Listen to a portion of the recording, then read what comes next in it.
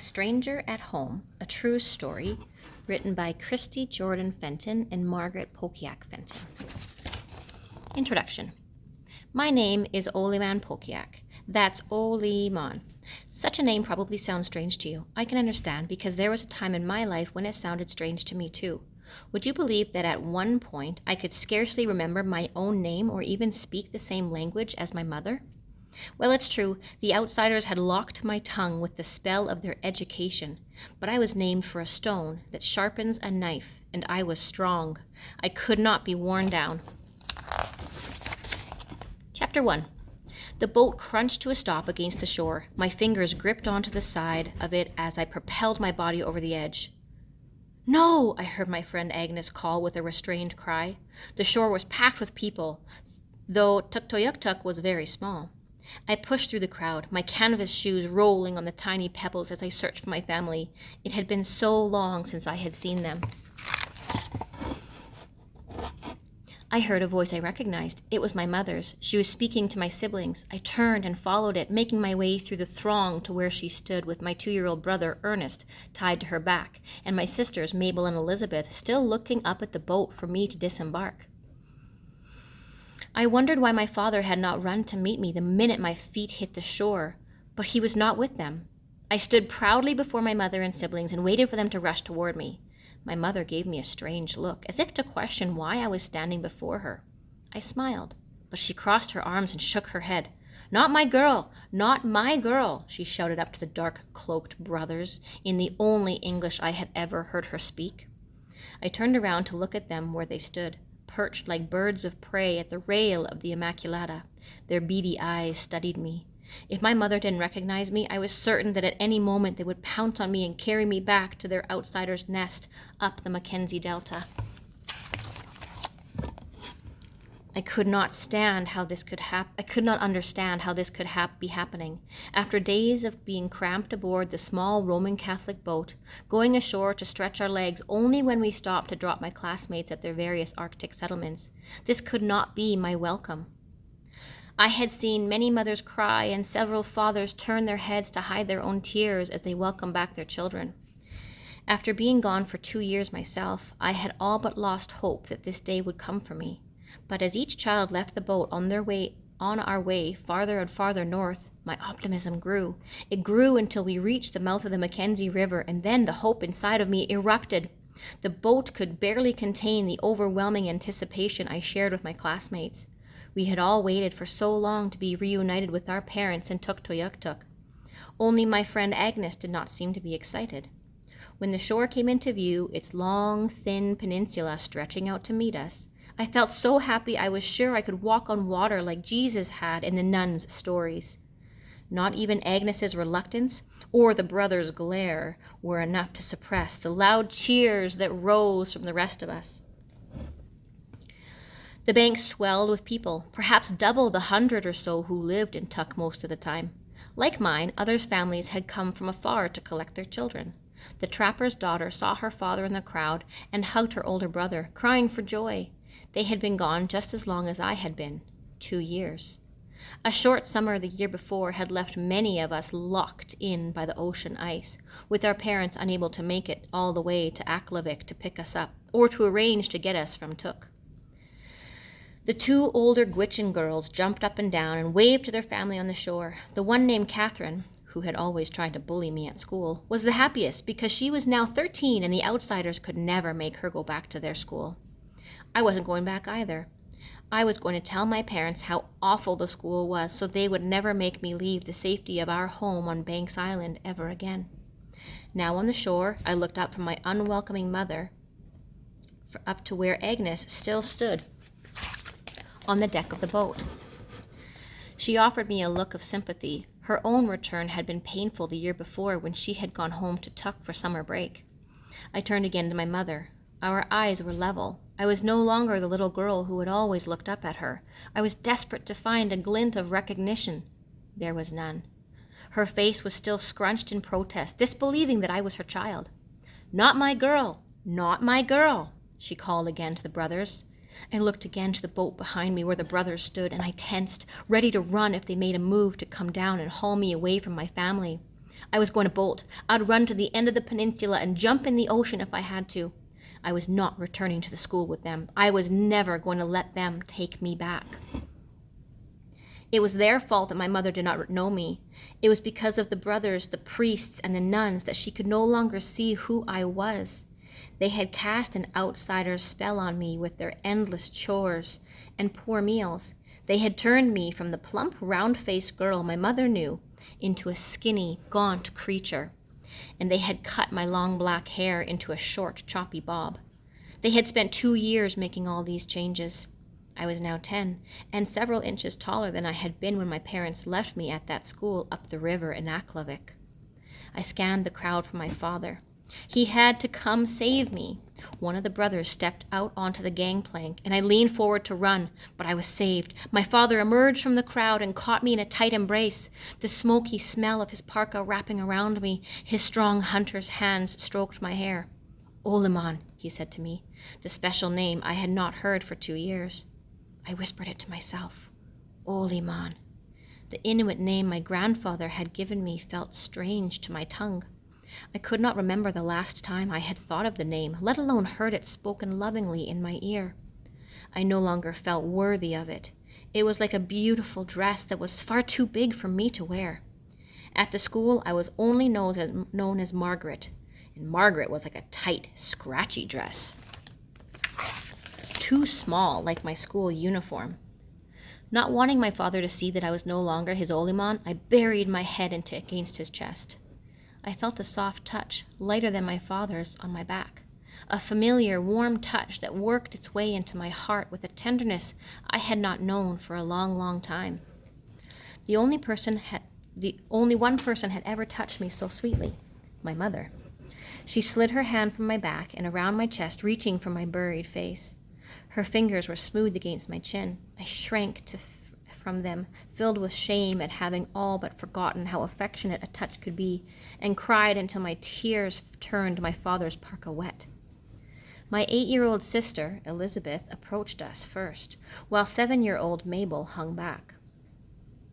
Then they joined us in a crushing hug, squeezing me in their embrace. Ernest reached out and touched my hair. All of those raven-eyed brothers together could not have pried me from my family.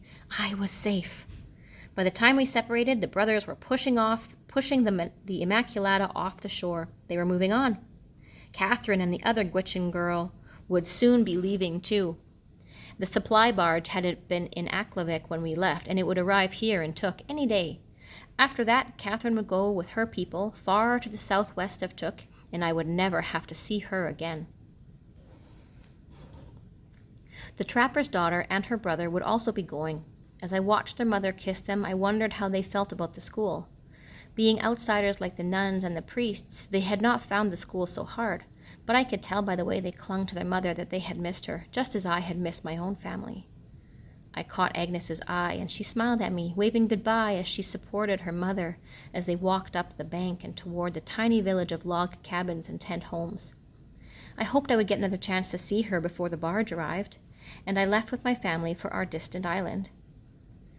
My mother assumed I would be hungry after my long journey down the delta, so she had brought along a package of all my favorite things. I couldn't wait to eat my mother's food. But when we settled on the beach and she unwrapped the package, I nearly lost my stomach. I was sickened by the pungent smell of whale blubber, muktuk, I remembered. The salty smell of dried fish and the musky, gamey smell of meat and whipped caribou fat, which the outsiders called Eskimo ice cream. But it was nothing at all like ice cream. I crinkled my nose shut. The food smelled even worse than the swampy cabbage and the disgusting, bland, mushy porridge and beans that we had to eat at the school. My mother scrunched her brow and frowned. I could see how hurt she was that I was not eager to eat the food she had prepared for me. At school, we had been taught to pray before we ate, so I knew that God wanted me to drop to my knees to give thanks for the food I was about to receive, even though I was not so thankful for it.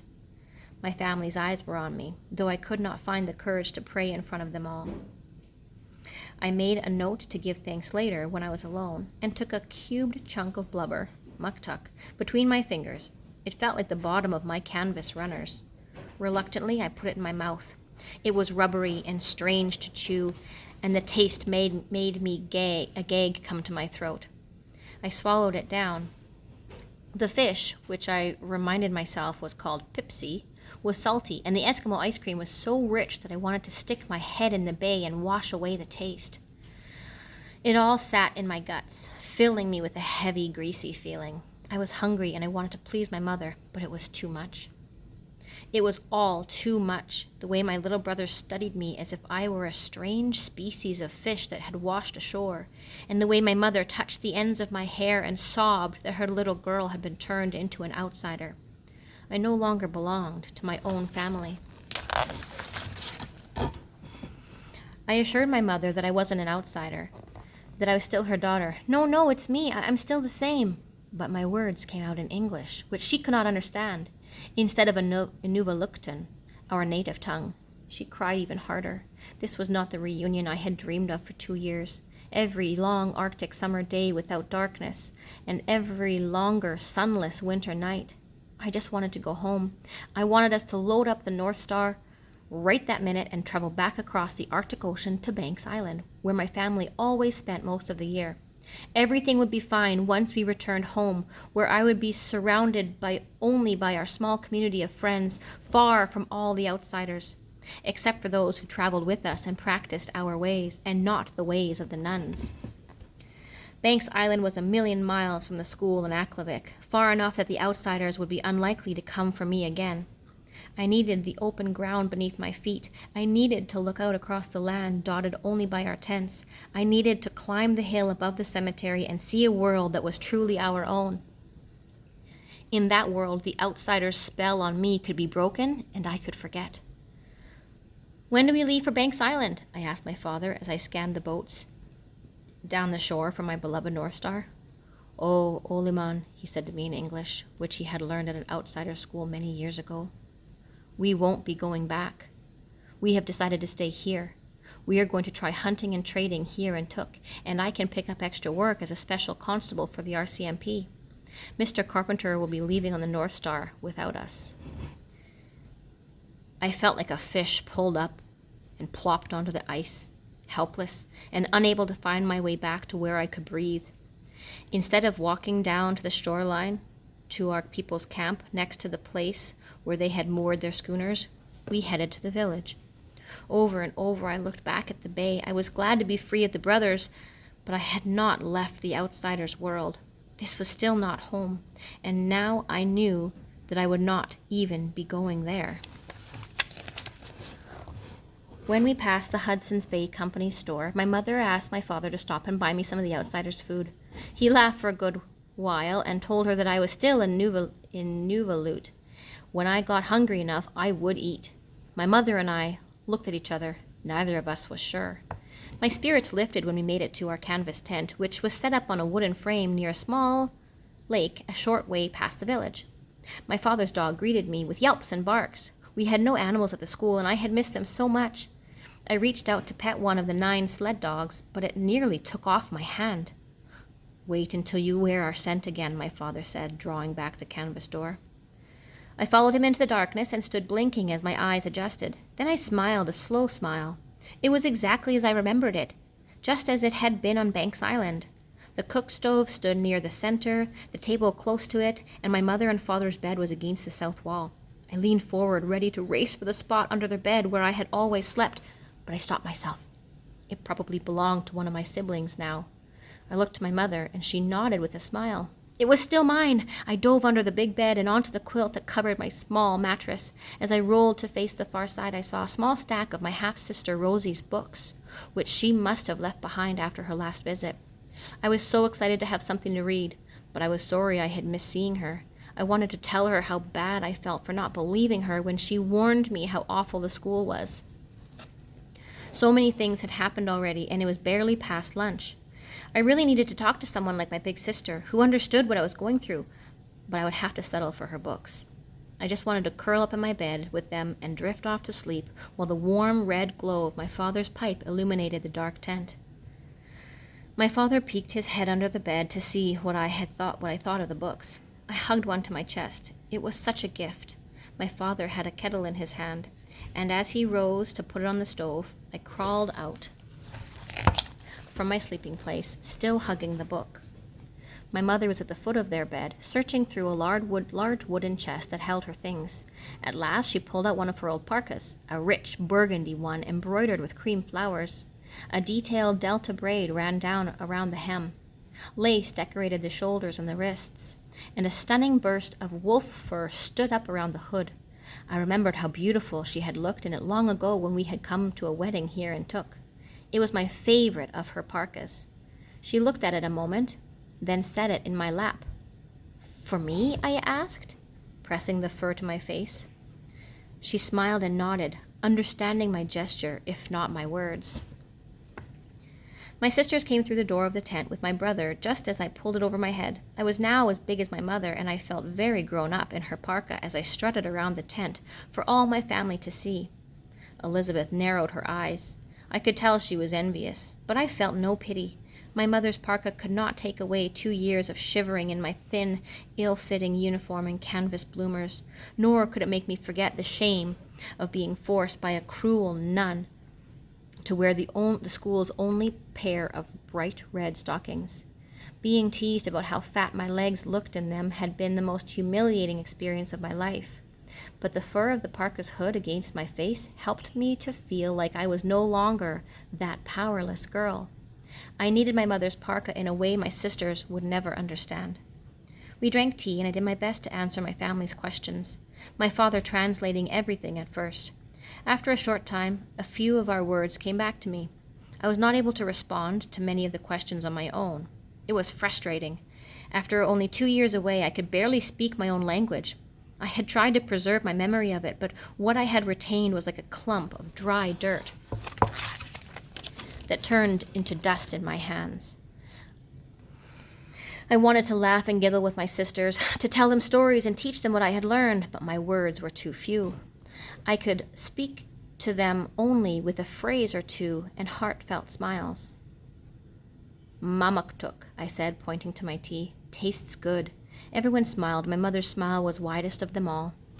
My sisters pulled out 2 dolls that my father had made for them and begged me to play. I shook my head because I had no doll of my own. At the school, I had made a doll from scraps of fabric one of the sisters had given me, but before I left, I gave it to a smaller girl who was not going home.